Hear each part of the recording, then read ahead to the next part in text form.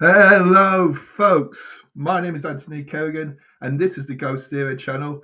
Hope you are having a good evening. Tonight, we are chatting with author and director of the ISIS Holistic School. The director of the ISIS School of Holistic Health, Fotoula Adrimi. Thank you for joining us, Fotoula. Hello, Anthony. Thank you so much for inviting me, and thank you to everybody who is here. We have such a beautiful conversation to share with you tonight, and I'm so excited to be here. Perfect. And thank you, Fotoula, for being on tonight. And it's great. It's going to be an interesting evening. The subjects tonight are going to include ancient Egyptian deities, also shamanism, and lastly, Fotoula's new book, Sacred Mysticism of Egypt. Now, if you have any questions for Fotoula, you can put them on this live feed. You can also go to our website, www.ghostére.net, go to the contact page, fill in the blanks. If you have a personal message, just put in brackets private. We're coming live from here on Facebook, but also streaming on our website, the GhostÉire Channel. On the homepage, the red button, the GhostÉire Channel on www.ghostére.net. Just tap on that, and that will bring you into the live broadcast. You can also watch past shows and see what is coming up in the future from there. If you're affiliated with any paranormal group or tourist attraction, feel free to name the team or the organization. I will also give a shout out to you as well. And we also have a competition tonight where you have a chance to win cash, but also put your name into the Halloween mega draw, which is around Halloween. A few shout outs there. We have Jonathan. How are you doing, Jonathan, from County Fermanagh? How are you doing, Jonathan? Hope you're keeping well. Hope you're having a great evening. He says, hope all is well. Thank you, Jonathan. Eugene from Afterlife Paranormal. How are you doing, Eugene? Hope you're keeping well as well. So, Fotoula, I suppose the first question I'm going to ask you there in relation to ancient Egyptian deities is, can you define when ancient Egyptian civilization began and when it ended? Yes, sure, Anthony. And there is, you could say, the mainstream definition of that says that ancient Egypt started 5000 BC and ended up really when with the Christian world. That's when the mystery stopped, etc. So you're talking at the time of when the Romans conquered Egypt, and thereafter when Egypt became Christianized. So about 300 AD. But this is, as I said, the definition of the mainstream. Now, there are things, if you go to ancient Egypt and people who go there with an open mind and they see things and they say, well, some of what we're being told maybe is not actually what we see, what we perceive here. And for example, the pyramids, nobody really knows how they were built. There are all these theories that the engineers keep disproving. And there are places in Egypt like the Serapeum that you go there and you think, well, this has been constructed by a machine. I'm sorry. It cannot be made by hand. The ankles of these uh, sarcophagi that are so vast, they are so big, and the ankles are 90 degrees, exactly 90 degrees ankles, that they are made obviously by a machine. So there are things there that we're saying, when did it actually all started? So the ancient Egyptians say themselves that this is what they are telling us. They have left their writings, and they say that they are much older than what the mainstream archaeology is telling us. The ancient Egyptians say there was a previous era, a previous world, if you like, that was destroyed. And so in this previous era, which they call the first era, or Zep Tepi is the name they use, in this first era, people were so aware and so awake. They said we were like gods walking on earth because we were really connected. We could use the etheric energy to create energy ourselves, to create a deep connection with the divine, to communicate with ethereal realms. We knew of the paranormal activities. We could connect with what is in the invisible side, and we could connect with ourselves and the earth and the voice of the earth. So they say these people, these human beings, were so aware, Mm. so luminous. We were like the gods on earth. And that time is that first era before it was basically the destruction came with a big flood, and that we have heard about from other traditions as well. So Okay. this time of Zeb Tepi is what I remember. When I started remembering my lifetimes in Egypt, I went back to that time and I saw that that was the time when they were trying to build the pyramids, and they were coming together, and they had this amazing technology that, to me, it was nothing I could have dreamed before. They didn't just have copper tools building these huge megalithic structures. It was just amazing how they were doing it. And so just to say, the first time I went to Egypt, no, the first time I led the group in Egypt, which was 2010, I took a group there and we went around the ancient sites, and we had an Mm. Egyptologist there, and he was very alternative because he himself was studying healing and mediumship and all of that. So I said, could you show us what is unexplainable? And he took us to the Mm. Egyptian Museum and showed us stuff that could not be explained scientifically. We know with the current theories that we have. So, So yeah. So there is, in all of this, I would say that I believe Egypt is much older than they tell us. yeah. So yeah, because I was going to ask you then, when did the first like ruling parties of Egypt, when did they first believe in the supernatural there, or when was the first kind of dynasty of who were the first dynasty to believe in that kind of supernatural beings, those type of deities there? Um, can you explain a few of the deities to yourself? Now, you said Isis. You're in Yeah, the yeah. school of holistic health. Who is Isis? Yeah, so Isis is the goddess, or you could say the goddess. Now, the goddess is a Western term. In Egypt, these beings of light, these enlightened ones, are Mm. called Neteru, and they are very, very approachable. They're not like the idea of the Western god that is somewhere far away, and we look at them, and we have to make offerings, or we have to make, saying, how we are these little humans and you are these big, big beings. These Yes. beings are, yeah, it's a very, very different concept, because what the ancient Egyptians say is that these beings of light are here to help humanity awaken, and so we become once more the God form, the enlightened being that we are inside. They call us, they say, we become the sun of the east, the sun that rises in the east. That's how bright we are through the spiritual path. So Isis, the ancient Egyptian name is Iset. Isis is an uglified name of Mm. the Greek Isis, because at some point the Greeks and went to Egypt, and they took that wisdom too, and changed the names. But yeah, Mm. Isis is, you could say, the Great Mother, symbolizes the Great Mother and the path of awakening. So she brings this energy, this etheric energy that is called Heka. Heka means the power of creation, the light that creates everything, the energy that says everything is energy, everything is Heka, is Mm. creating this physical world that we see around us is creating these etheric realms that we do not see, the invisible realms, but we can become aware of them. So everything that we see or perceive with our sixth sense, it's all created through this power of Heka. So she bestows also that power to us when we do spiritual work and we open ourselves to the mystery of life. And we also can find that we can become much more aligned with this power of creation, and it can flow through us and into our lives. So she's a teacher.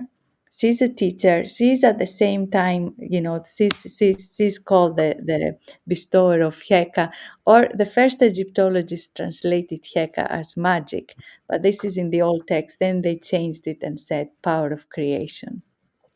And also, there is a story about her, and the stories and the myths have many layers. So, in the first myth, she is the wife of Osiris, who is being dismembered by his twin evil brother, who is jealous, and he wants to become king. So he cuts him in 14 pieces, and then she and her other sister are putting him together through the power of creation, through Heka. And so in the first level, it sounds like a lovely love story, the love that she has for Osiris, and this beautiful resurrection. And also, after that, they come into sacred union, and she becomes pregnant with Horus, who then avenges his father and restores the divine order back on earth. But this myth is like a very important myth in Egypt, in ancient Egypt. But this myth has many layers, and it actually talks about the human journey, because Osiris is the good person, the good heart, the good king, who is so naive, loves everybody, is like the child.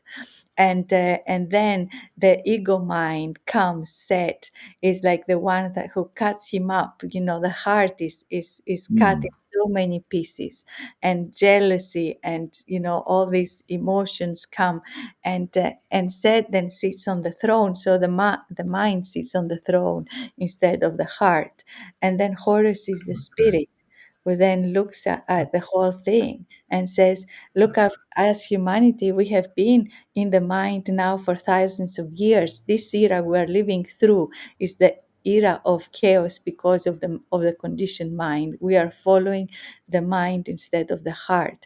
And now we are through the era of Horus. The awakening of Horus is like time to find our spirit.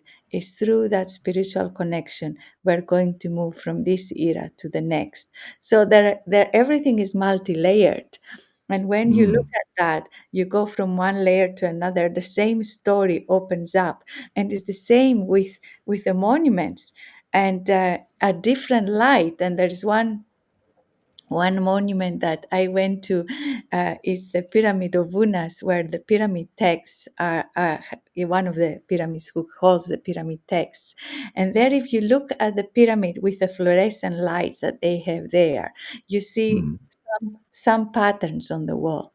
Now, if these lights are not there, and you look at the same wall with subtle light, then a whole new picture appears. And this was discovered, about 10 years ago by an Egyptologist who was inside the pyramid, and there was a power cut, and there's All a lot right. of and he had a little torch on his keyring, and he just lit the torch and started seeing how the Wow. images changed and the story they tell.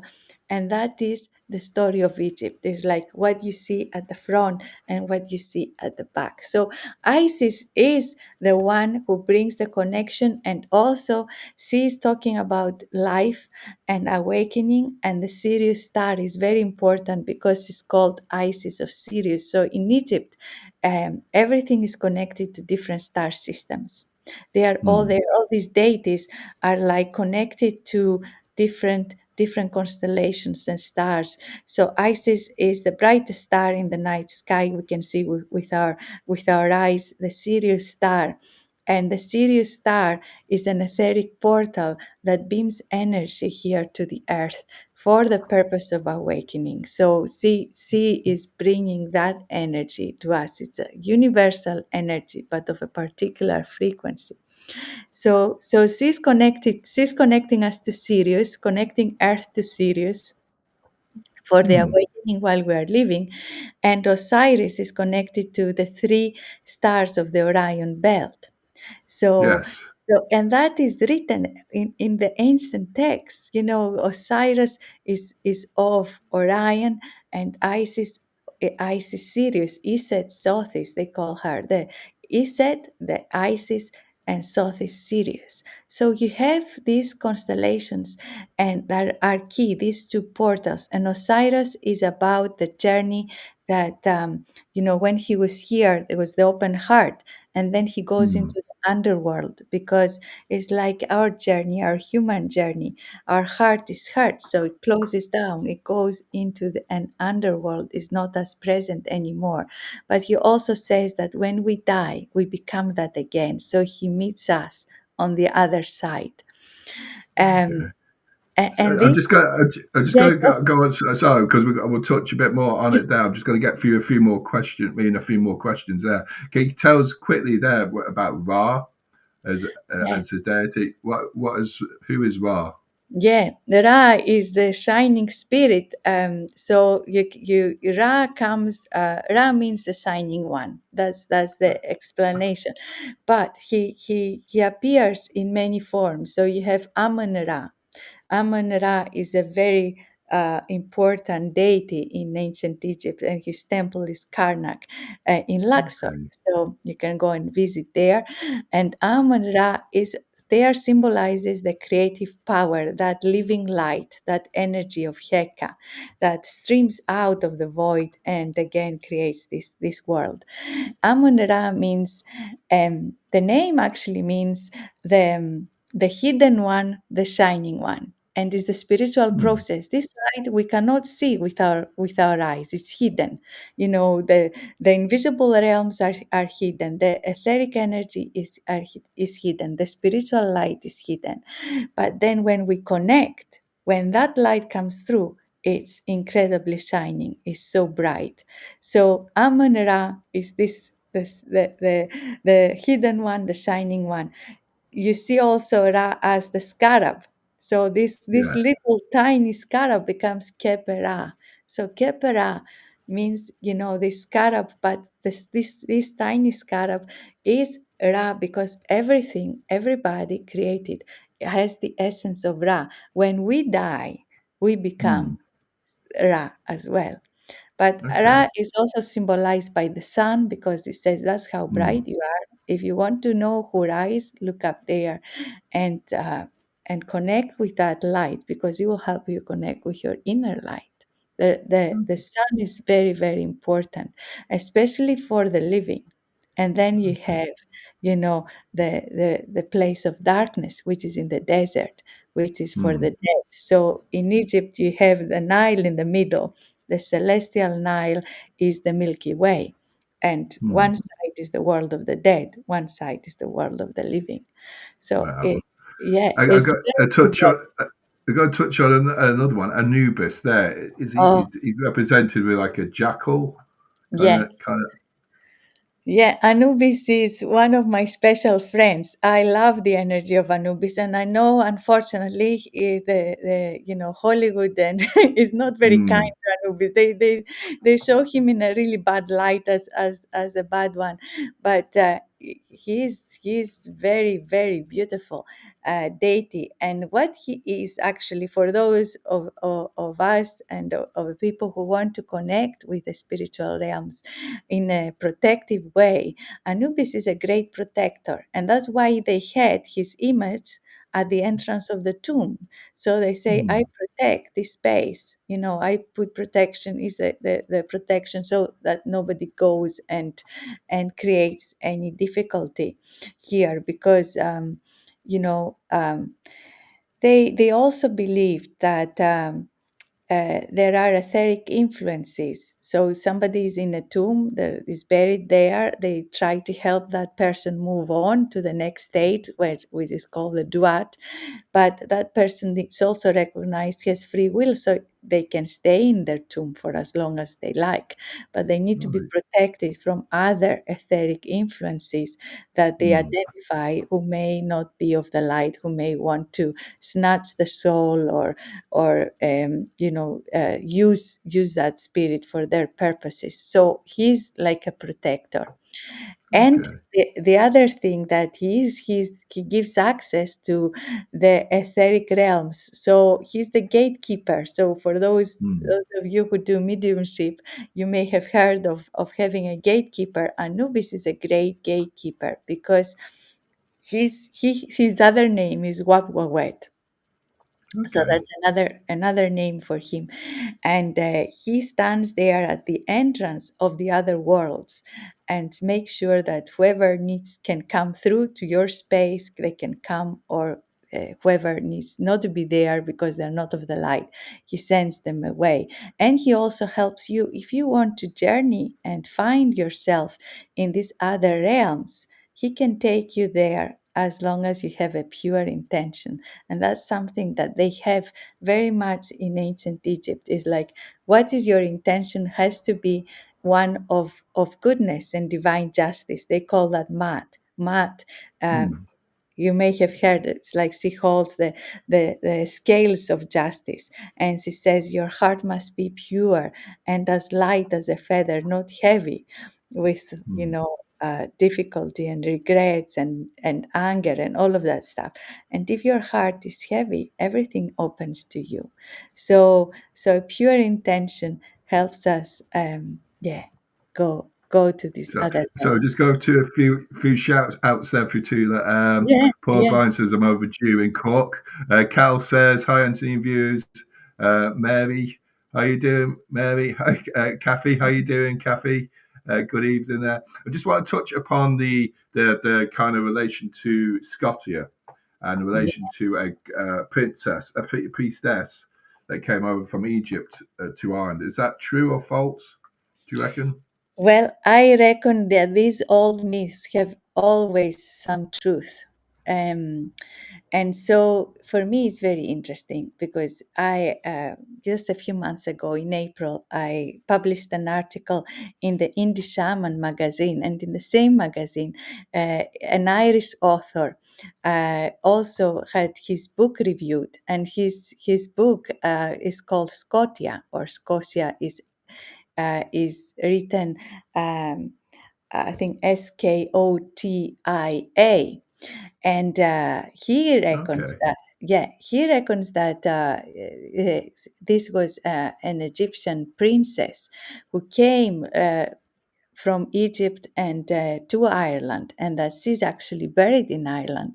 And in the book that he sent me, he says that there should be some investigation done with the DNA to see and to unearth this tomb that he has identified, to see if actually the DNA of those people buried there is Egyptian or comes from Egypt. But it's very Hmm. interesting. I think it is true, and there are Okay. other authors too that claim that, because these old ancient myths are very important. And I've read in another book now. I haven't seen it myself, but it's just what I've read, that when there were the times of the wars between Scotland and England, and at the time of William Wallace and Robert the Bruce, after Scotland becomes independent, they go to the Pope and they say, we wish to be recognized, that we are our own separate nation. And the Pope said, how do you prove? Because the English were saying, no, they're not separate. We are all one people. I say, how do you prove that you are Hmm. not coming from the English people? And so the one of the arguments that they sent to the Pope, according to this book, was that that they are completely different, and they come from Scotia, and Guy Thelos, who was the Greek husband of this Egyptian priestess, or both priestess and princess. So there are these myths, and people are trying to find and locate where is this princess, and I don't know if you know about dowsing, or people know about Yes. dowsing. Yeah. Yeah. So dowsing is something that I really love to do as well, and connect with the earth energies and the stone circles. And you have such a plethora of those prehistoric sites in Ireland, and of course there are some in Scotland as well that I've been guided to work with. And when I connect with them and I douse, I say, where is the next stone, and where does it go? Where does that line go? Where are all these lines merge and converge and come together? And again, the answer to me is the Great Pyramid. They connect to the Great Pyramid. And if we now look at Egypt and think that maybe the timeline that we've been told, it's 5,000 BC. But if we think maybe, as some engineers say, these pyramids are much older, by analyzing the Sphinx, Robert Bouval who was able to say that they've analyzed the Sphinx stone and the erosion of that stone, and they say, well, it's 13,500 BC. So it might be much Okay. older. Then it makes sense that these prehistoric sites that are old, very, very old, very ancient, these stone circles, could well be part of a bigger plan of ancient Yes. sites. Yeah, all coming. Do you reckon the Sphinx was it was designed by a pharaoh? I mean, it was done by a pharaoh, wasn't it? It was it obviously, but sorry, but was it before the the Great Periods, Great Pyramids? Do you Pyramid. reckon? I actually think it was. I think it was before. So this is what I'm Mm. going to share is not of course documented. It's like esoteric, it's spiritual. Other people refer to it as well, but I just feel it in my bones based on my spiritual experiences. So what I have seen is that I do believe that, and the ancient Egyptians believed too, that there was Atlantis before in the previous era. And they come and they create the Sphinx, they create the pyramids, they go and create sacred sites around their world to connect it all together through etheric energy. I believe there is a master plan of these ancient sites coming together. Many we may not have discovered yet. But Mm. in Egypt, what happens is at the fall of Atlantis, or slightly before, the people left, before the catastrophe, and they come and they settle in Egypt. So my first vision that I had was back in 2005, and I found myself experiencing that what was happening in Atlantis. But the main part of that was that I found then myself in this boat coming down the Nile and arriving at the pyramids, and Mm. knowing that this is the next step, from whatever has been destroyed before cannot be saved, but this is the next step. Mm. And this is where the mystery school starts again. Okay. So yeah. I was going to just go through a question. So I'm just going to go through a quick statement there. Eugene says, I have a tattoo of Isis across the back, shoulders, and Anubis holding, is that Ankh on my arm? Is that correct? How I said it? Yes. Yeah. So Yeah. I just just go back. We're going to probably go back to some of these questions again when we come back to the book again, because there's a bit more I want to ask you about mummification and also the energies of how you felt being in these places, what happened after excavation. First of all, though, I just got to go to pick a person to call on the at the lotto jar, and we have Eugene first. Eugene, you have a chance to go into our You'll have a chance to go up in a competition later on, astral travel. So we have Eugene. I'll just pick another person. Paul O'Brien, if he's still there. And I'm just going to pick one other person there. See who it is. It won't be Jen anyway, my wife there. No, it is. But I'll pick another person. Jonathan. So keep on listening in. Especially you, Eugene. I'll be asking you to pick some numbers there later on. We're going to move on to shamanism there, Yeah. Fotoula. Yeah. And first of all, the first question: what is shamanism? Yes. So there are so many definitions of shamanism, and shamanism is probably a better pronunciation because the word comes from Siberia, So, but we can find it in many hmm. many places across the world.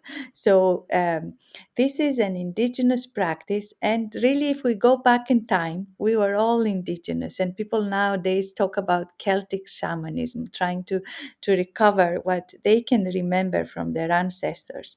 But traditionally, is practiced in Siberia. That's where the anthropologists first go and study it, and then they find it in other parts of the world, and they use the same term shamanism to describe all these similar practices. And the shaman is the bridge between the helping spirits, hopefully compassionate helping spirits, but not all shamans work for the light, but hopefully compassionate helping spirits who will work with him, who will embody him, who will come through his or her body to then do healing work for their community, speak guidance as an oracle, and also heal the dead, heal the living, and heal the land. And it's a practice also for awakening. And in the Himalayan shamanism, it is that it's not just about doing healing work, but it's also about becoming the again, like the ancient Egyptians, the shining spirit that you are within. The helping spirits are helping you awaken into your own helping spirit, which is as bright as they are. Actually, it's no difference between us and them.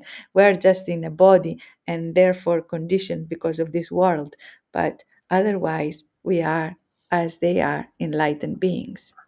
And in yourself there, how did you get involved in it yourself there? Yeah. This is a good story actually, because from my lineage, from my father's side, there is a lineage of shamanism that was practiced um, until my great grandfather was the last person who really practiced it. But so in Greek shamanism, everything is very secret, and it's never discussed. What the shaman does, he never reveals.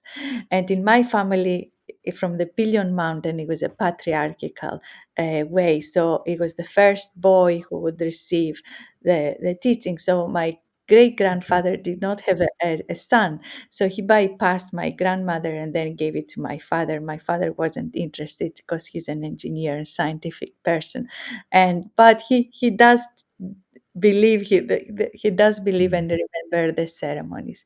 So I came to Scotland. Life brought me here somehow. Never intended to come, but there I was, and I ended up in a shamanic workshop where somebody had some drums, and they basically said, just go around the room pretending there's a fire in the middle, then close your eyes and see what you see what you perceive.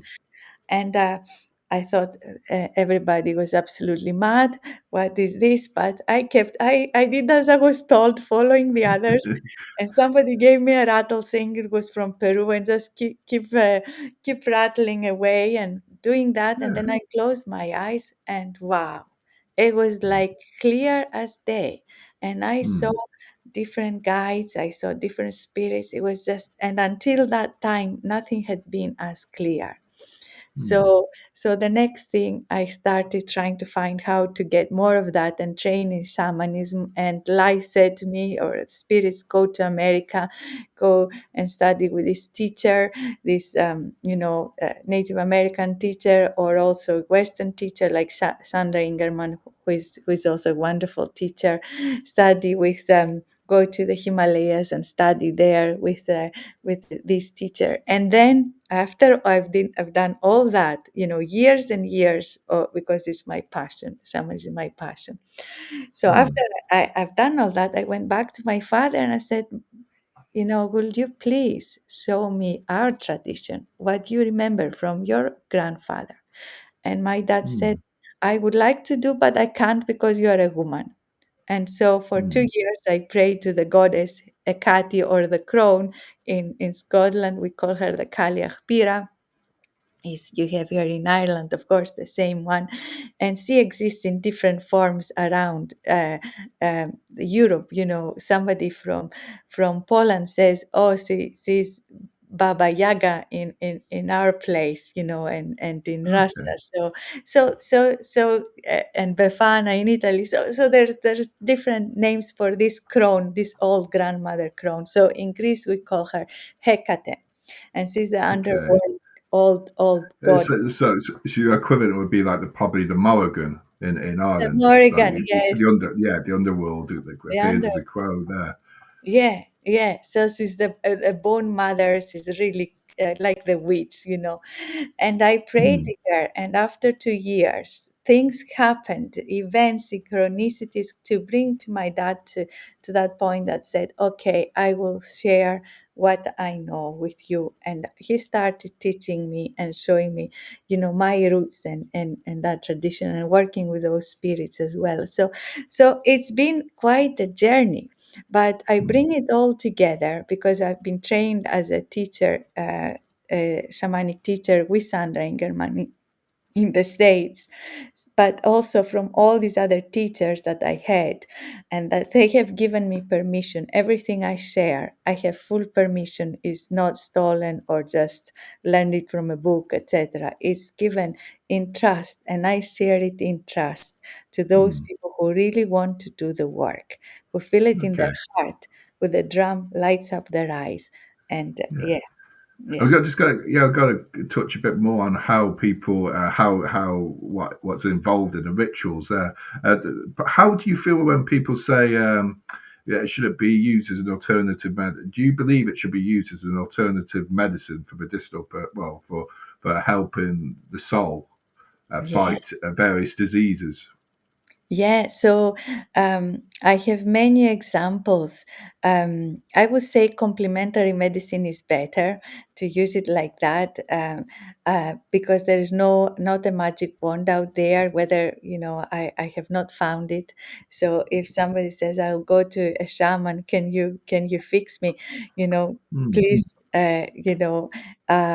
make me well again. I have many stories that people, yes, that things have happened to them, and these things have happened to me as well, and things have happened to my clients that we cannot explain. It's a gift. I Mm. say, if that happens, it's a gift. It's not a given, because the spirits, see us and they do the best, but we also have a healing Mm. journey. And sometimes Yes. people come and when they email me back and they say, that I came with that pain and I don't have that pain anymore. I'm just like Mm. as amazed as the next person. I'm just saying, thank you so much, helping I was spirits. I was just going to think there, as you said, like talking about that. I suppose kind of psychological benefits to shamanism more than there is on the medicine kind of side. So with that side of things, it's a great alternative kind of way to help the people with those sort of problems. Absolutely, absolutely, Anthony, because it helps you connect with yourself. and really it opens your eyes to see a bigger picture and a bigger perspective, so you connect with yourself. And there are many people who come to my groups that have had a history of depression or difficulties, or felt that they don't belong in this world, or what is my life about, or hopelessness, and they have found themselves by getting in touch with their own soul. So in shamanism we do a practice called soul retrieval. And what happens, the Okay. theory is that part of you, when you go through trauma, part of you shut down and dissociate. They leave your body. Maybe the Western term is dissociate, but we say in shamanism they actually leave your body. Or maybe Okay. somebody has been in a difficult relationship, in an abusive relationship, and they've lost their power because somebody else has their soul, or part of their soul, Okay. or part of their power. So what we do is we are shamanic practitioners. We go and find those parts of a person and heal them and bring them back with the help of the Hmm. helping spirits. So we don't know where these parts are. And the person may say, oh, it must have happened when I had my divorce, or it must have happened then. But the spirits actually show us it might have been much earlier than you think. And then it Hmm. makes sense because we could surmise with our mind, but when Yeah. we journey, we see a bigger picture from the point of view of the spirits. Yeah, I was just going to say, like, because you've been in other sides to your life, you've been involved in what was it? Reinventing, been innovating um, places which have been sort of what do you say, derelict, or like you're like a Oh planner, yeah, a town yeah, planner. So you yeah, go into you've been into sites that mean like you may have been like left to ruin and there's been horrible stuff in them. Yeah, does that happen a lot to you? You've been to, yeah. So basically, I used to be a town planner. So for 12 years, until 2012, I used to work as a town planner for the city council here in Glasgow. And part of my job was to go to all buildings that needed renovating, and people were applying, developers were applying for to turn them into hotels or different uses.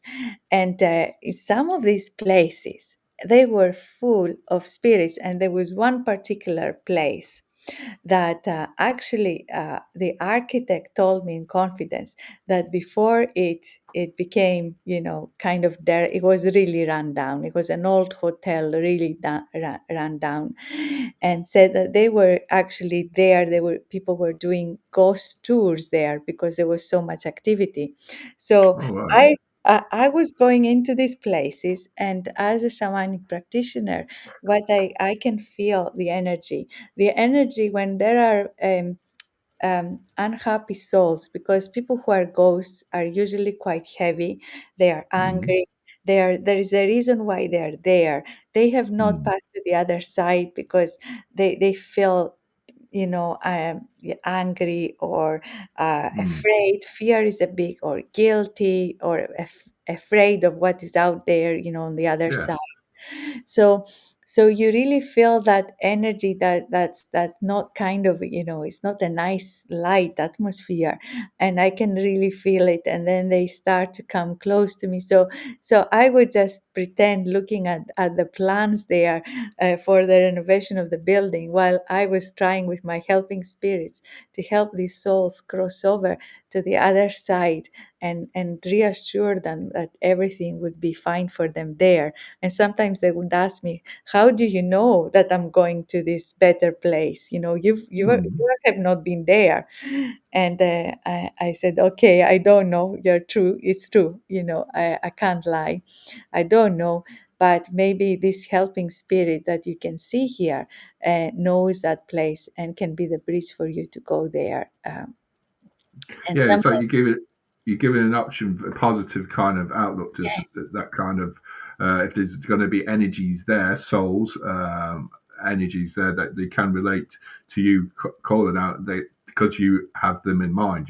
You're concerned about them. You're in their company there. Um, I'm just going to come to a few statements first there. a few Yeah. people asking a few questions as well there, Fotoula. Kathy says, I went to my first shamanic workshop yesterday. It was a journey worth taking. Well done, Kathy. Wonderful. Was it by bus, Kathy, or I hope you didn't get delayed? Hope it was an okay journey on that way. I mean, the shamanic journey side. Paul O'Brien says, evening friends, hi again. How are you doing, Paul, again?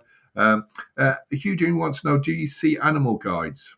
Yeah, yes, and actually, the ancient Egyptians, in my book Sacred Mysticism of Egypt, I go through the different deities and their role and everything, but they also were related to animals. So, for example, as you mentioned, Anubis, he is also the jackal. You know, Isis, she is a bird of prey. As well, so they change form into animals, and sees the kite, I should say the kite, yeah. And Osiris is described sometimes as the bull of Nedit, meaning, you know, this big, massive bull, regal bull.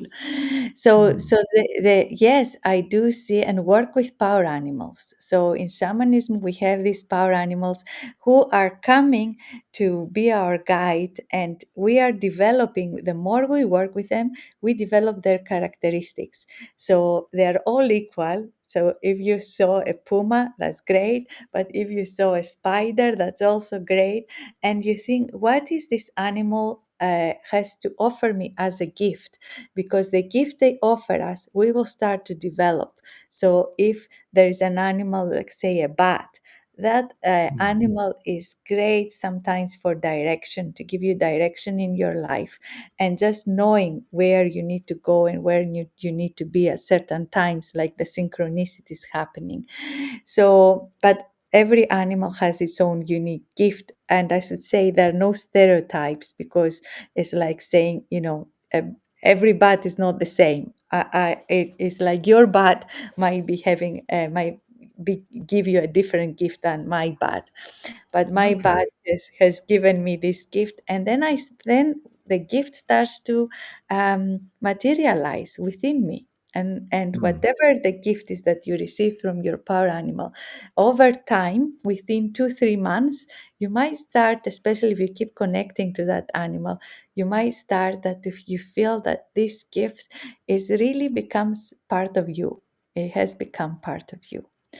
So, Mm. but the important thing here is to keep connecting with those power animals, because sometimes we do a workshop, we find our power animal, we never talk to them again, and they think, well, that's great. You don't even say hello anymore, and Mm.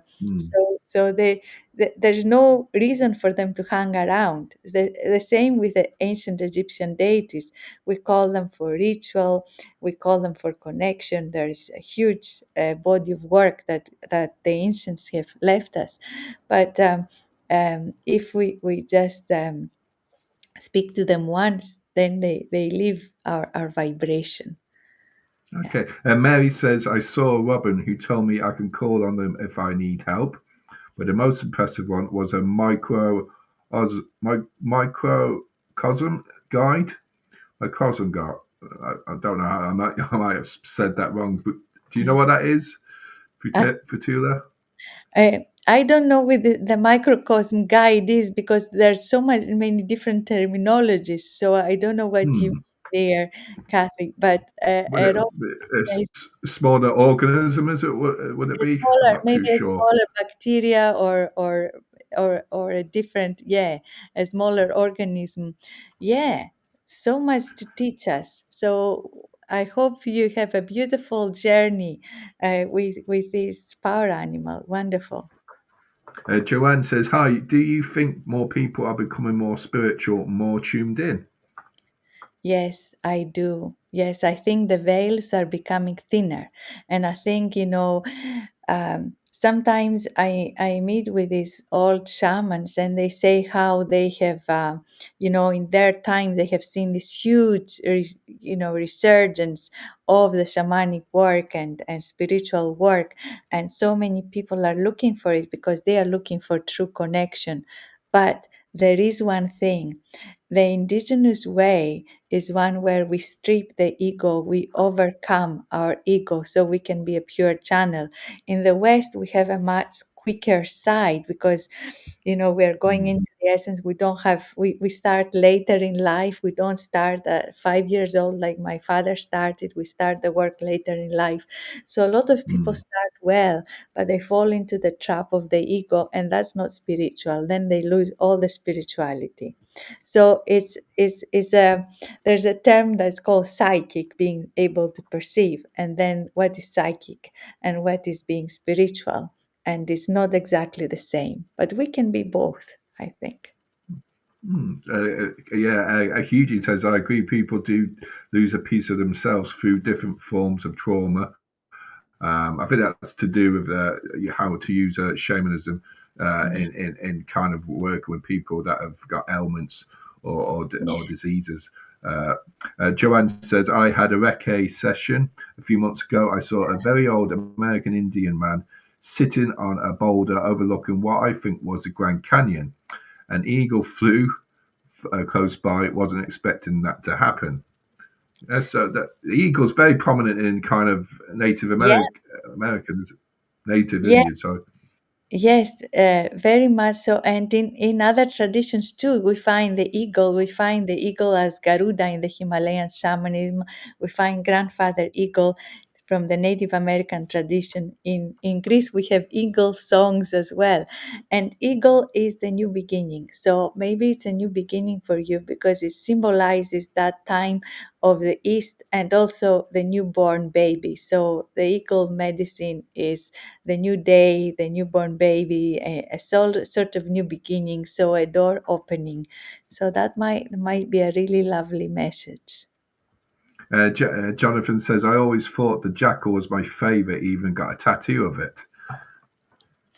Yeah, and also Jonathan to say that's amazing. That's wonderful Mm, that you have that connection, and it's a great protector. So on a practical way, because this is not just for the spiritual side, but to make our life easier. Before I leave my home, I ask Anubis to protect my home, to protect me, to protect my car, and I always do it. And there was one time that I left my bag with my wallet sticking out in my car in the middle of mm, Glasgow.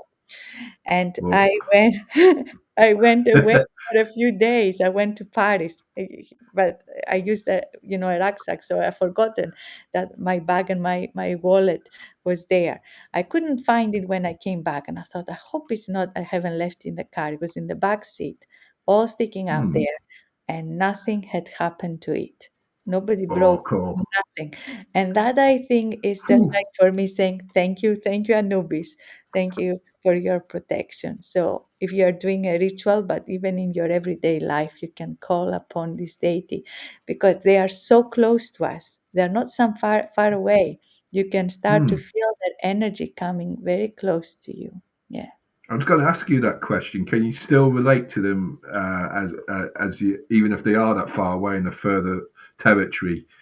That's possible, even more. I suppose it would be even more closer than it would be like than you would say kind of Saint Michael, Yeah, not you Saint can. Michael, guardian angel Michael, Yeah, Archangel Michael. Sorry. Michael, yes, Archangel Michael. So I also love Archangel Michael. And there's a place I'm going to Greece soon, and there's a lovely nunnery with a very old icon of Archangel Michael. And if you go there, you also feel that energy. And what the way that in the ancient world, in ancient Egypt, I believe the same thing is true for the Celtic world and in ancient Greece as well. They embraced everything. They didn't say, oh, this is Egyptian, so it doesn't relate to us because we weren't born there, or this is Scottish or Irish, or this is Greek, so this Mm. deity will Oh not yeah. speak to me. And we can see how it speaks to people because people are putting this deity on their body as a tattoo, and it speaks. They have that inner connection, and somebody can have a connection, of course, with Archangel Michael or call them. So So my way, and it's the same way for other shamans, is that whoever you work with, that you feel this connection, you acknowledge them all. So on my altar, I have Archangel Michael there because I connected with him when I was a little girl. I have Isis, I have Anubis, I have other deities from other traditions that were given to be my teachers, like Kali um, and Kuan Yin and Great Tara, studied Buddhism at some point. So I honor everybody Mm. and they all come. And then I have the deities that will be part of the specific ritual. So, but I will acknowledge them all. And this was definitely the way in ancient times.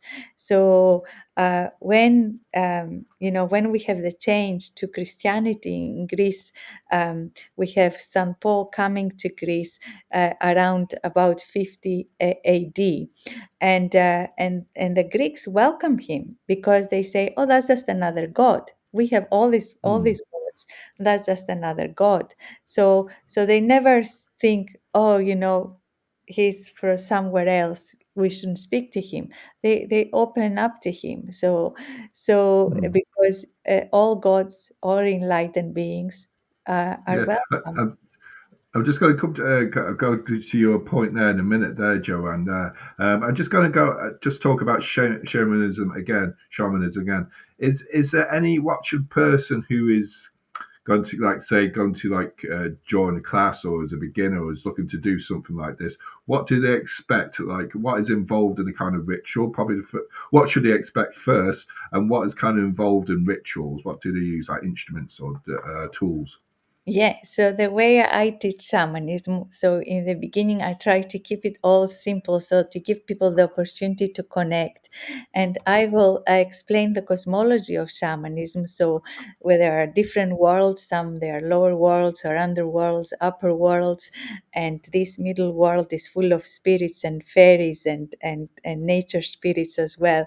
So we start to connect with these different planes of existence because a shaman journeys to all these places through the drum. So we have the drum. The drum is spirited. So the shamanic drum is not just something that is just a beautiful instrument. It's something that has power and the spirit that comes. So recently I connected with the Siberian shamans, and they have their own way of spirit of making sure the drum has a spirit, and they have different ways of doing it. And in my Greek Okay. tradition, we also connect and we bring the power of the drum from the first shaman who was ever given the power from the gods. So there Okay. are all these ways, and this shamanic drum becomes alive, and then there's a way to open the space, which spirits you call, and how you do it. But in an introduction workshop, I start teaching people to say, this is how you build your altar, this is how you call the spirits, this is how it feels, have a um, have a journey into the lower world, into the upper world. And then I teach people how to start retrieving their energy, their power. So Mm. this is Mm. really important because our life force energy comes through our para animals, and that is really, really important to retrieve the energy we have lost in life. That's not soul retrieval. The soul retrieval is much bigger, but our life force energy, our inner power is something we can start to retrieve and retrieve from others too, for others too, Uh, not from us, for uh, others too. for others too. Joanne says, I love wolves. Don't know why. I have a picture of a black wolf with amber eyes. Bought it in a charity shop. Really caught my eye. That's wonderful, Joanne. Joanne, you really remind me of my very, very first vision before the workshop I described. I had gone to this workshop, which was about nature. The person actually who held it is dead now, and I had a vision of this man with the wolf skin hanging behind his back, and I didn't know who he was. And the and people said to me, "That's a shaman." I didn't even know what the word meant because in Greece we don't have that word. So there are the wolf shamans. The wolf shamans are, I think, very pertinent in Eastern Europe, Greece, and in this way in this world here too, because wolf was an animal that was around here as well in the British Isles. I don't know if you have wolves in Ireland, but the wolf is around the whole of Europe. And there is an animal also who walks in between. So a wolf is a great guide and will look after you and a powerful guide. But wolf is known to walk in between the worlds. So great Okay. access there. Yeah. Jonathan, we'll touch on your question actually in the next bit, in the next kind of subject, because it's kind of got to talk about hieroglyphics, and we're going to be talking about Fotula's new book there, Sacred Mysticism Egypt. But before then, we come to the competition time. And Eugene, if you're still there, it's time to pick out some numbers. I need you, Eugene, to pick a number between 1 and 4. Also, a number between 5 and 8. And lastly, a number between 9 and 12. So a number between 1 and 4, a number between 5 and 8, and a number between 9 and 12. If you're still there, Eugene. I love wolves. I love wolves too. There, I think they're roughly about 200 years, 220 years now. They've been extinct in Ireland. There, I think the one about reintroducing them there. I don't like the soccer team though, the football team. So Eugene, I'll give you the last few moments there. A number between 1 and 4, a number between 5 and 8, and a number between 9 and 12. If you're not there, we're going with Paul because Paul's up. He's already picked his numbers. I don't know if you're there, Eugene. 4. He's picked 4. Okay, pick another number between 5 and 8, Eugene. As soon as you can. A number between 5 and 8, and a number between 9 and 12. Sorry. Well, you can be doing that now, Eugene, anyway, because I know you've actually got one number in anyway there. Fotula, we'll talk about your book. Yes, Sacred Mysticism of Egypt. Sacred Mysticism of Egypt. Can you tell us? Can you take us back to the moment though when you first stepped on soil in Egypt? It was like coming home for me. I really wanted to go to Egypt, and at the time I had no money. I just couldn't afford to go to Egypt. There was just no way. And I had Isis and other spirits telling to me, you have to go to Egypt. And I somehow put the money together to just go for a week in Luxor through one of these charter flights, etc. I thought I'll do that.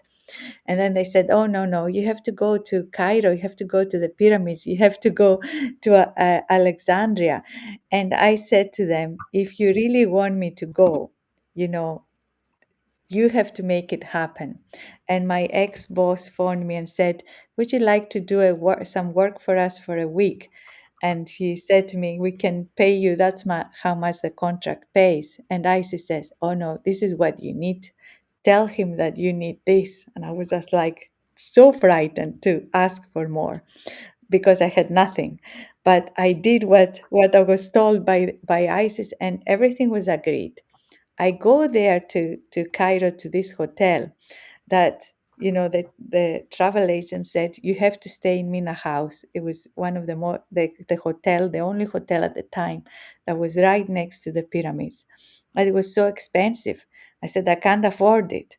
So he figured it out that I could found my room there, probably a cupboard, that I could stay there for 30 pounds a night. So I go Okay. there and they say to me, "We've upgraded you." And I had a room with my own garden. And it's just like the bed would, a family could have slept there. So everything was just synchronized. But the main thing that was just like a huge welcome from the land. I felt this huge welcome here. This is your home. And then the next thing was I went to the pyramids. This taxi man stopped and said, "I'll take you there." It was 5 minutes walk, but I said, "Okay." I go with you, because he said you can't go by yourself. It's too difficult. And it was £4 Mm. for the day. So I thought, right, okay, I'll do that. And I go to the pyramids. And this is like, when I go into the Great Pyramid, there is nobody there.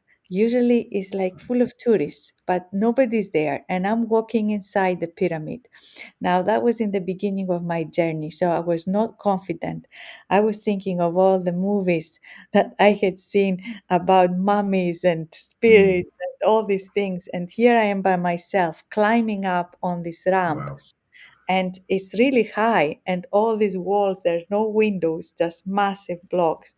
And I'm Mm. just like really, really a little bit frightened. And then I Mm. go into the chamber and I try to breathe and just calm myself. I thought, all right, I'll do my spiritual practice, I'll do these mantras, I do these chants that Isis gave me. Nothing is working, nothing. After an hour, I thought I better leave, because this taxi driver is waiting. He'll be thinking, what is he doing there? So I thought Mm. maybe I'll just go down. And as I'm going down, I'm hearing this music in my. So Okay. there's nobody playing any music, but I'm hearing it Mm. in my head. And then I start to make the sounds that I'm hearing, and the whole pyramid becomes alive. Like the energy comes from the bottom of my feet just through Mm. my whole body, and I start to chant, because there is nobody there. I just keep chanting aloud, and this whole pyramid starts to vibrate, and it's an amazing place. And Right. then I come out of the pyramid, and the spirits say, this is the key that unlocks the pyramid. So they showed me that, we can go into the pyramid, we might not feel anything in the beginning, Mm. because they say the pyramid is sleeping. It Mm. needs you to connect with it. And when you connect with it, the energy is absolutely amazing, and the connection is through sound and Well, chanting. I've seen the video of people going up these kind of steep, it's kind of Yeah. steep and narrow, very narrow kind of like planks of wood, like to get to go up there. You know, what was the name of the pyramid that you went? This pyramid that you went to and had this experience? The Great Pyramid. The ancient The Great. Egyptian name is called Mner, meaning the No. place of ascension. Yeah, that's Okay. how they called it, the place of ascension. And for me, it's a place of initiation.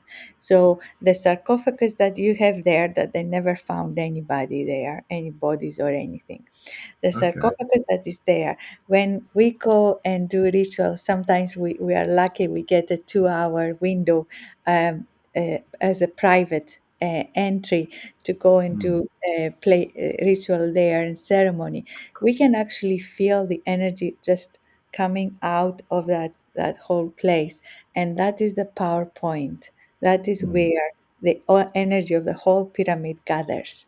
So Mm. it's a very important place, and the other chambers too. The other chambers are amazing, but Yeah. yeah, I'll yeah. touch on them there in a second. There, Jonathan says about that. He mentions about what is cats to do with Egyptian hieroglyphics. Like one of the Oh, questions I was going to ask you, what is there any unique hieroglyphics have you seen? so the cats. Would you like me to Yeah, answer? probably about the The cats cat, first. yes, Yeah. yeah, yeah. So the cat is, a very intuitive animal. She does whatever she wants, and in Egypt is like a healing presence. And some people in healing, when we do meditation, etc., they find their cats can come and purr away next to them, etc. But the cat, so there is like a healing presence.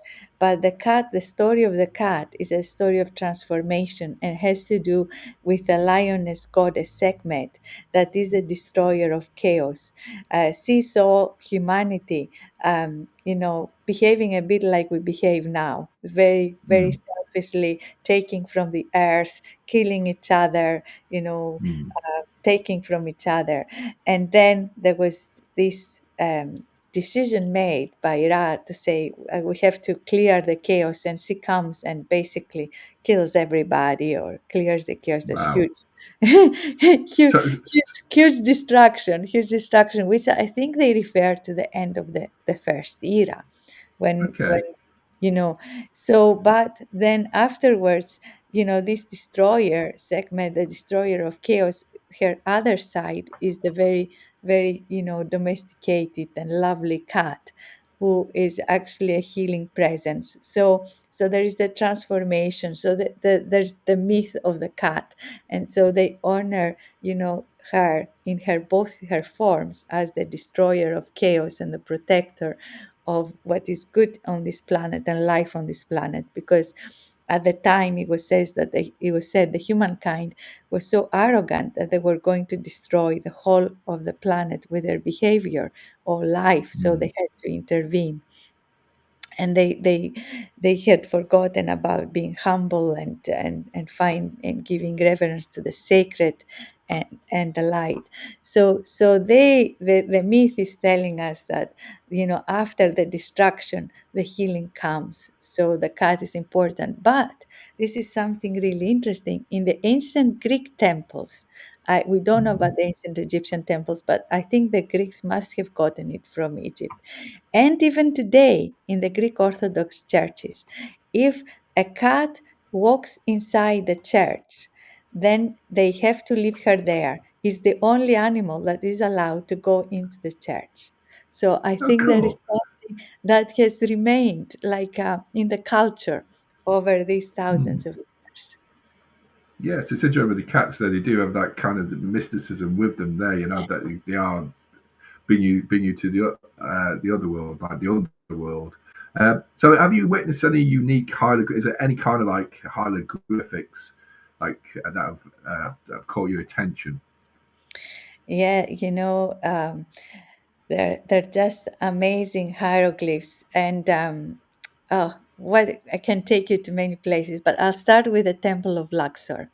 So Luxor Temple is a smaller temple. Karnak is the biggest one, but Luxor is a smaller one. And at the back, if you walk all the way through the temple, is like the journey of the initiate. You will feel, if you go, especially I walk mindfully as a meditation journey, you will feel the different energies. And at the end, when you go at the Holy of Holies, you will see the symbol of the ankh that somebody mentioned. I'm wearing the ankh here as an earring, so you can see what the symbol is like. So Mm. you will see that symbol in the wall. And the first time I went to the temple, I really connected with a symbol. And the second time, there were some Egyptian people who were doing rituals there, like their own rituals. People that still Mm. look after these ways, and they basically took Okay. me there and they asked me to connect with that ankh, because the power of that place was just immense. You really feel it in your body. And um, and and so that's one. Not every ankh is like that, but this one is still active because they do the work. So in ancient times, they used to go and chant the names of all these hieroglyphs. They used to go Mm. around and activate and bring the light every day in all the whole of the temple, going around with the energy, channeling the energy from the Sirius star. And so all these hieroglyphs were beaming light. Now we can still feel some of that, nothing like it was before, but we can still feel some of that. And there are some hieroglyphs that are more prominent than others in particular temples. The local people know where they are, and they can sometimes Mm. show us. If we visit there, they might say that they just see us, they know we are here for this. We don't wear any label, but they just see us and say, I want to show you, I know you're here to work with the light. I know you're here to work with energy. I've got to In my come to a few people's questions because a few people Yeah, are asking yeah. some good questions. And I was just going to ask you that. That was my next question. But I think you've touched a bit on it there. Is it still Egyptian people, still open to that sort of that kind of like kind of rituals and kind of honor of those sort of deities? Are they still doing it? There are some people that are still doing it, but not publicly. I mean, everybody knows it Mm. happens, But Can it be? Is it illegal? Would it? I'm not. And it might be a stupid question I might ask. yeah, Can it be illegal to do practice that sort of kind of like occultism, or is it mysticism? yeah. So officially, the official Mm, line is that it is illegal not to do okay. any work. So if we go to the ancient temples, even as Western people want to meditate, it's not allowed. It's not illegal. It's not allowed. But of course, Okay. everything is allowed. Hmm. So That's so what we do when we go there, the people see us because they are doing it as well. They have such reverence for these places, mm, and we met, and you have to know some of them are not genuine because they want, to mm, backsheesh them and to give them money, and so that mm, happens too. But there are some that are very, very genuine, and they have shared so much with me. And they found me. They when I was in Egypt, I have so many stories of walking in the temple and knowing the person even knew how many we were before the group came. He knew how many we were going to be there because he was told by his spirit guides, and he told me, "Where are the others? I'm waiting for so many people. I'm being told." And he was just amazing. Took us to all the power places to meditate. That he was ready. He had pieces of cloth to put down so we could sit there. It was just incredible. So there are so many things that are happening, the synchronicities. Yeah. And is that the um, next yeah, Joanna's a question because I want to touch something. I want to touch on the Book of the Dead, which is going to be interesting question? as well. Which is got a great interest in that. Joanne says, "Do you have a past life connection to Egypt?" Yes, yes, I do. Absolutely do. And since I was a child, I just loved everything I could, about ancient Egypt. And I felt that I had a yearning for that land. And I grew up in Greece, and my parents lived by the sea. And across that sea is Egypt, across the Aegean. If you go from Greece, a direct line, you will find Egypt. So I knew my place was there, but I know I could not have been, able as a woman in Egypt to practice any of this because it's a very patriarchal society. It's very difficult for women still there. So, so, Hmm. so. I incarnated in the nearest place I could, I think, but I have a past life and I've explored my past lives in Egypt, and I've learned so much from those lives. Eugene says, "Did you visit Abu Simba? It's his most favourite place in Egypt. Is that have I said it right?" Abu Simbel, Abu Simbel, yes, it's one of my favorite places as well, Eugene. Yes, I did. Um, so if you go there, if you decide to go there, I went there.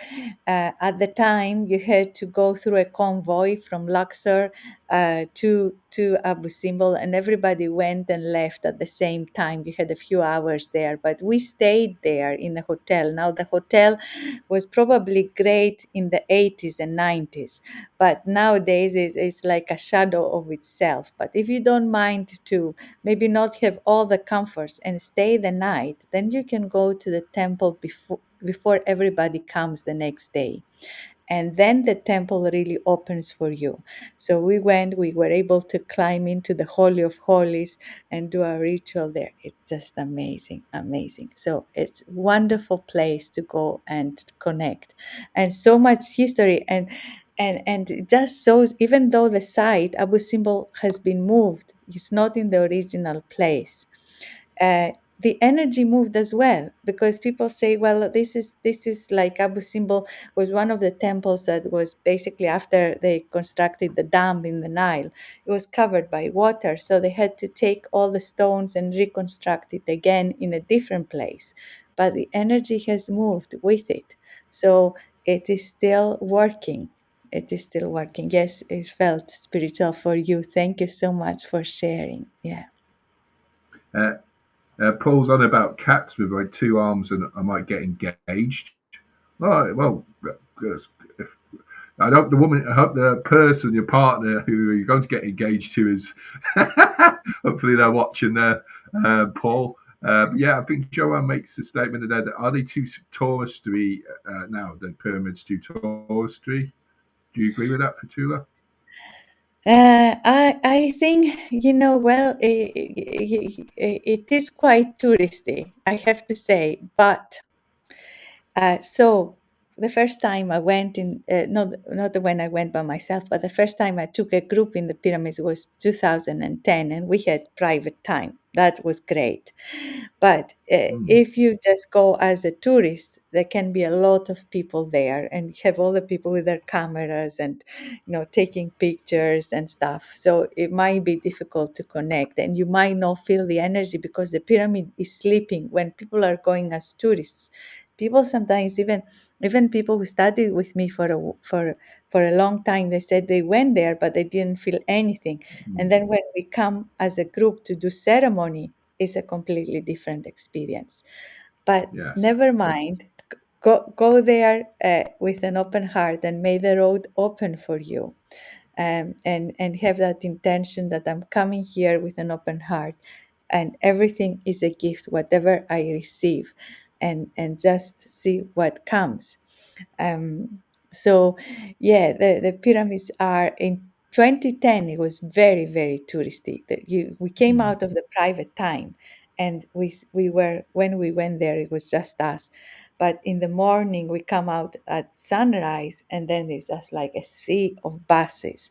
It's not as bad then now, because they had the revolution, they had ups the and downs revolution. in Egypt, and people have not really come back to the same extent.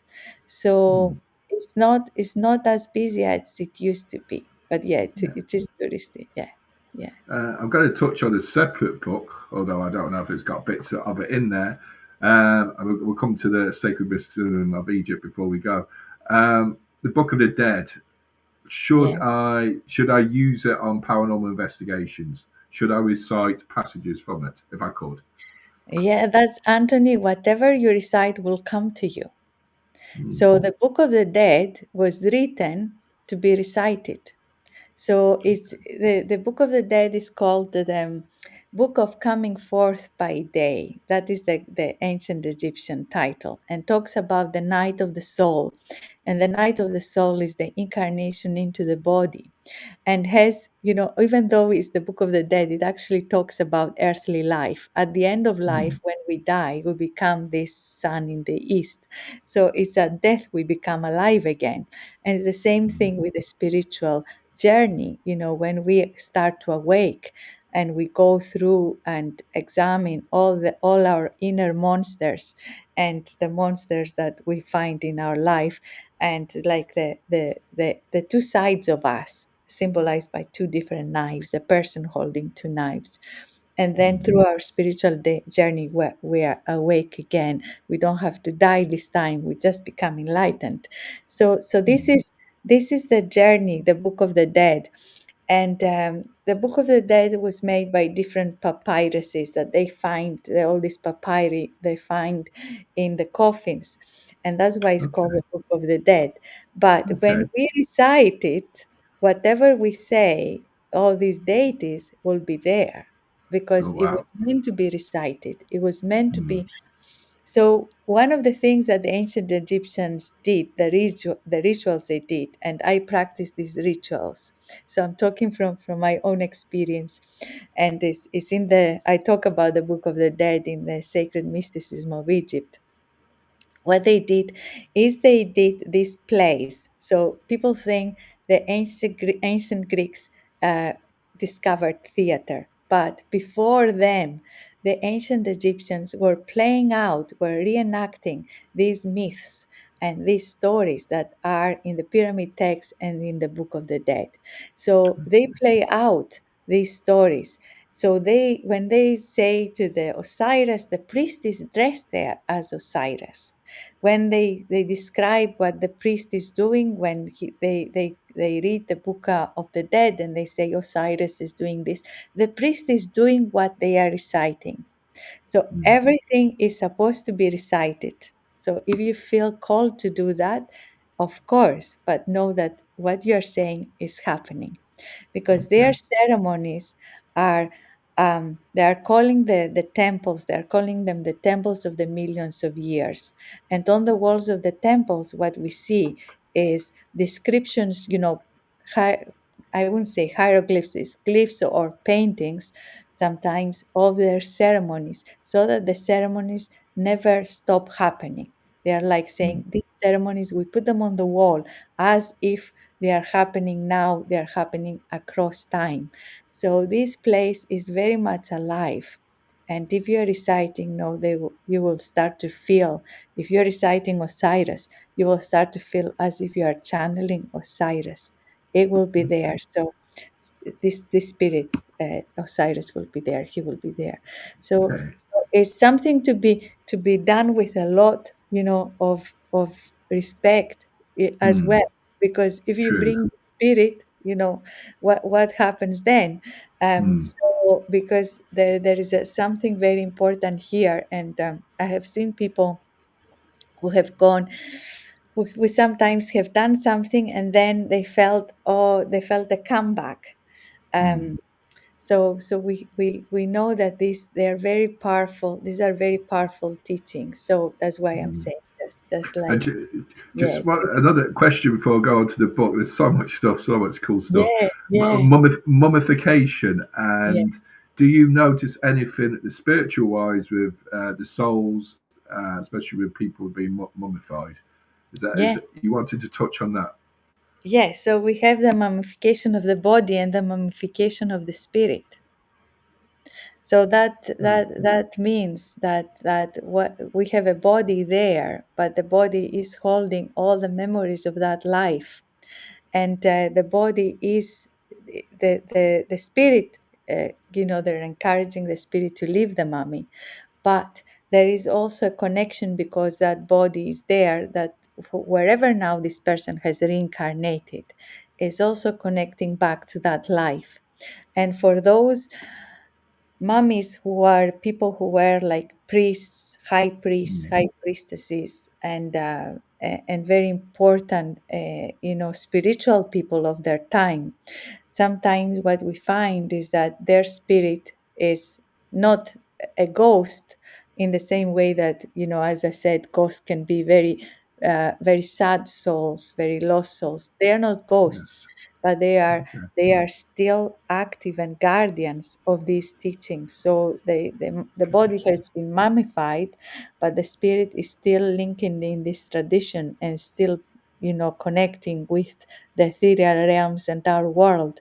So we may Mm. meet, going to Egypt, we may meet sometimes as we wander around temples.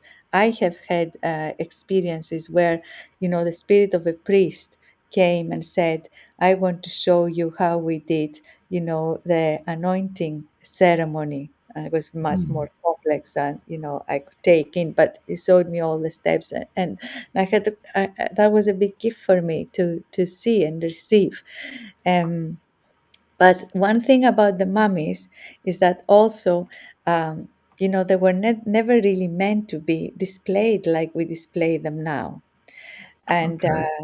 a- and uh, and also these tombs were not supposed to be opened, and Mm. they had etheric protection. They would put, psychic protection, if you like, on the tombs. Mm. What happened in Egypt is, at some point during the fall of Egypt, at the end of the Egyptian history, we have a time of corruption, of great corruption. And the priests, who are the guardians of the secrets of where the tombs are, they know exactly, they have a plan. This is where all the pharaonic tombs are, that are full of gold and Mm. precious items. They decide, we are going to open the tombs to renovate them, and then of course all the gold disappears. Mm. So they open the tombs in the ancient times, and if you go to the Valley of the Kings and you go inside the tombs, you will see that they were like a tourist place, a place for Mm. tourists who visited from Mm. across what became the Roman Empire. So you have Greek graffiti there, which I can read because I'm Greek. So it says, "I've been there. My name is so and so." I, Yeah, I, yeah. My I was here. Yeah. Costas, I've been there. I've been here. I'm just going to touch on to your book there. Sorry, Fotoula. And where can people get it? And give us a little hint of what people would expect from Oh, purchasing yeah, it. yeah, yeah. So this book is my lifetime work. I've put so much of this knowledge in this book, and I've been guided to write it with all my helping spirits, especially Goddess Isis, who has been my teacher from the spirit realms. So this book explains the mysticism of Egypt, how Egypt started from Atlantis, how it came to be, what were the golden times, how they perceived the soul, because they say that each and every one of us has an etheric body, an etheric self called the Ka. There is also the infinite spirit, the Ba. So there's a lot of um, information and ritual and practices for us to connect with our enlightened spirit. And then the Book of the Dead is part of that.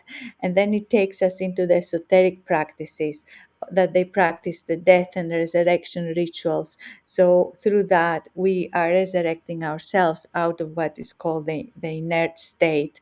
That means, we become more and more spiritual and more open to the invisible realms too, but also to our inner knowledge and working with these deities. So there is so much in this book. There is absolutely, yeah, astral travel is part of that, because everything they see above the Nile is the Milky Way. The different temples represent different constellations. The deities represent different constellations. So astral travel and traveling to the other realms is a big part of their work, and how they bring it back to life to help their life here. So there are the teachings about life with the sun and the light in the East Bank, and those temples, and the teachings about the death. And they say that death is a huge door. So they practice being buried, so that they can think, okay, if I open that door of death, maybe Cool. that is like having a near death experience. People, when they have a near death experience, they come back, they are changed people, they start to become more spiritual, more psychic, something changes. So they try to practice that through the temples of the West Bank, and through the network of tombs that were there. So So, yeah. so, uh, so where can people get the book Oh, there yeah, through a our very website? important question. Thank you, Adam. Very important question. So the book comes out on the 1st of August, and you can buy it from many bookshops. So you can buy it from Amazon, Waterstones, whatever major bookstores you have in Ireland. You should be able to order it. And but yeah, it's readily available. So you can pre-order it now, because there are the first edition is kind of getting very full. So you can pre-order it, and make sure you get the first edition as well. But thank you so much. If you would like to buy it, it's a great help for esoteric authors like myself. Thank you Yeah, so much. it's amazing there. I just go to a quick, if you could just answer pretty quickly there for Yeah. two on these. Do you think countries that have taken mummies and artifacts from Egypt should return them? Yeah, well, I personally think they should return them. That is my personal feeling. But I also know that in some way, on another side, these artifacts have so much light. So when they go, even if you go to places, like here in Glasgow, the local museum has a statue of Sekhmet. That statue Mm. is working still, and there's something for people to connect. So I think sometimes maybe they're in the bigger picture, maybe some of these artifacts are in some way bringing light in different parts of the world. So I feel that's true as well. But my personal view is to return them. And I have people who have come to me and they say, I've inherited from one member of my family who had been in Egypt in 1930s or something. I have inherited some, little objects. What should I do? And I ask the spirits, what should I do with this object? And they say, work with them ceremoniously. When the time comes, take them back to Egypt because that's where they belong. But until that time that we can find a way to take them back. Then work with them ceremoniously, but also know that some of these objects, are not clean, because in Egypt you have a huge portal of light and you have also a huge portal of darkness. And at some point during the Akhenaton's reign, there are things there that they need a lot of cleaning. So we have to also have discernment and say, is this good for me? Should I do this or not? And if you don't know how to recognize energy, find somebody like a shamanic practitioner or a teacher of this work who can help you with your item or what you're drawn to. Joanne says, what was your opinion on Lord Carnarvon's treatment of King Tutankhamun's tomb? And what happened after?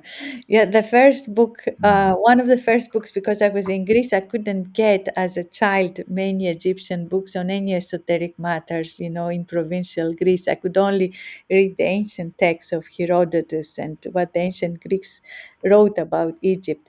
But one of the books that I did manage to get, it was famous at the times in the 80s, was The Curse of Tutankhamun.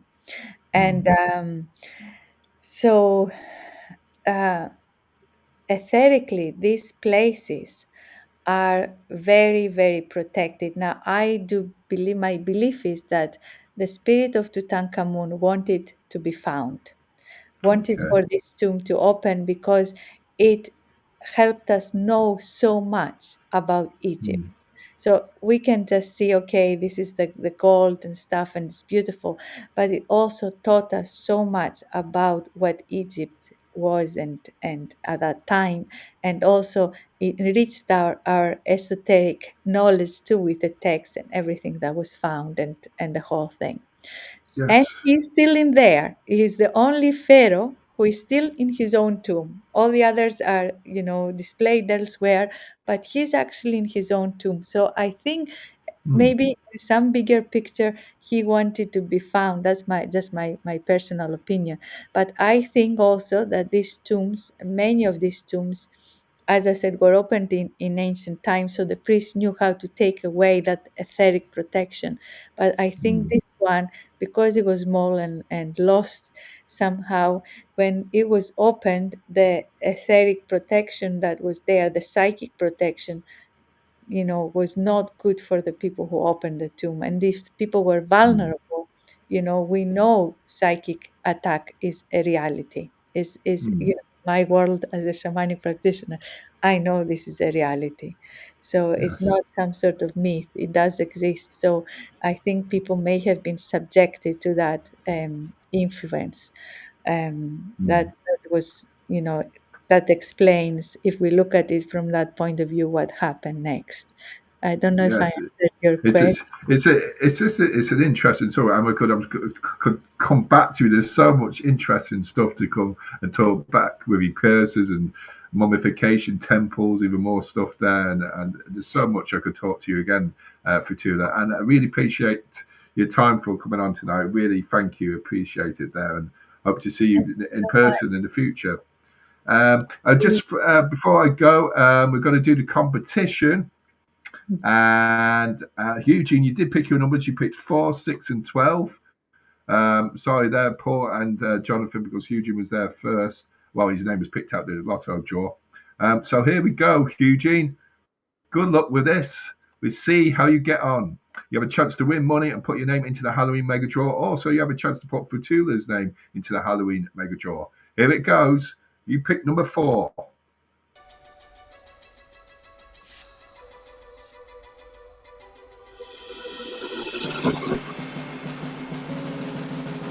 Let's see how it goes. Oh, no, no, no, no, no. Oh, no. What a pity. pity now, Eugene. It is game over, unfortunately. Oh well. We'll just go and see what number 6 and 12 were. Oh, sorry now, Eugene. You haven't had much luck with these games, these competitions there. Number 6 was the second one, second stage.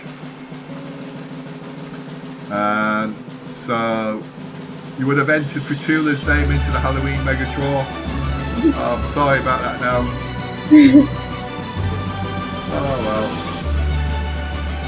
You're stuck in the other regions there, Eugene. Sorry about that now. And you picked number 12 for the last one. We'll just see that for curiosity. To show you that I'm not faking the game. Okay, so number 12. Let's see what it would have been. Oh, you would have entered your own name in the prize draw. Oh well. But there we go.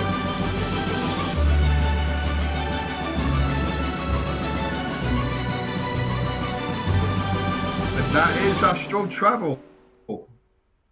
That's it. Oh God, Eugene. Oh no, I'm so sorry, Eugene. There.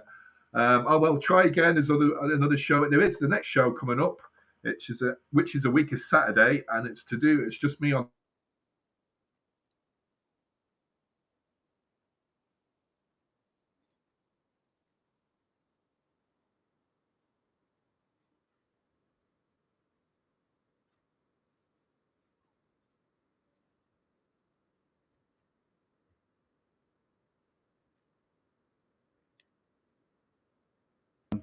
Joanne says, "Thank you both.